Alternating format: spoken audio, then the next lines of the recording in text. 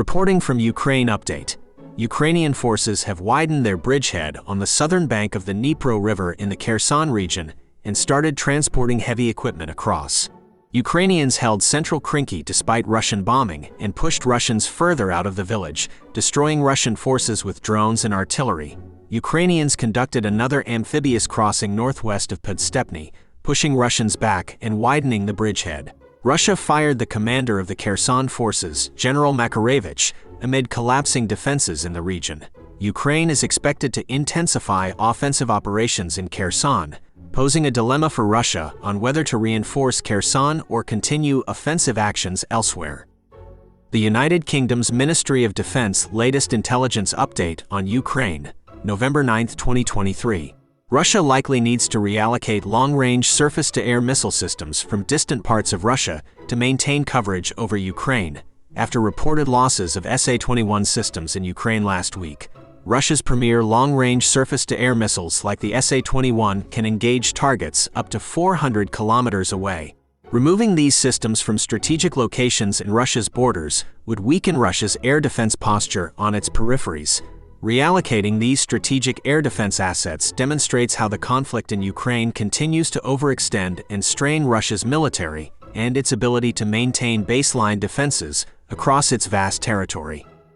Jake Bro update. According to Johnny FD, the Ukrainian fighters are completely committed to defending their country no matter what. Cutting off Western aid would not stop them from fighting. Johnny FD believes Russia will keep replenishing its losses as long as its economy and political system hold up. He thinks the war may drag on until there is an economic collapse in Russia or political change. The Institute for the Study of War Russian Offensive Campaign Assessment. The Russian military command will likely struggle to send reinforcements to eastern Kherson Oblast while defending western Zaporizhia Oblast and sustaining other offensive efforts in eastern Ukraine. Russian military bloggers reported on November 9 that Ukrainian forces gained new positions in Krinky and conducted assaults towards Russian positions southwest and south of the settlement.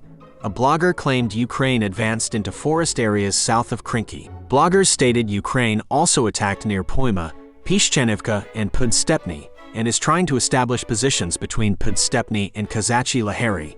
The Ukrainian military observer said Ukraine has control from the Antonivsky railway bridge north of Poima to the Antonivsky road bridge north of Oleshki as of November 9, and has cut the Oleshki-Nova Kakhovka road in at least 2 areas. The Institute for the Study of War key takeaways today. Russian forces likely conducted localized offensive operations near Bakhmut in recent days and intensified ground attacks in the area. Russia struck a civilian ship near Odessa on November 8. Kremlin spokesperson Peskov said Putin's annual live forum and press conference will occur together later this year, potentially to cancel events. Russia may provide gas to Iran through Kazakhstan. Unnamed actors appear to be targeting Chechen leader Ramzan Kadyrov as he honors his children. Russia continued offensives along the Kupiansk-Svatov-Kremina line near Bakhmut, Avdiivka, west-southwest of Donetsk city, on the Donetsk-Zaporizhia border in western Zaporizhia and near Kupiansk. Russia increasingly relies on private security for infrastructure protection from Ukrainian drones. Occupation authorities continued efforts to militarize Ukrainian youth. Ukraine Matters Update. Ukraine has established 2 bridgeheads on the left bank of the Dnipro River near Kherson, which they are seeking to expand. This would allow them to control roads and cut off Russian supply lines.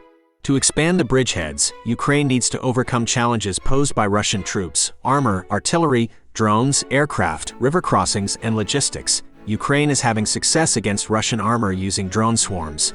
Artillery is advantage Ukraine due to Western counter-battery radars. Dealing with Russian drones and aircraft is still a challenge. Anti-air systems are needed but vulnerable to artillery.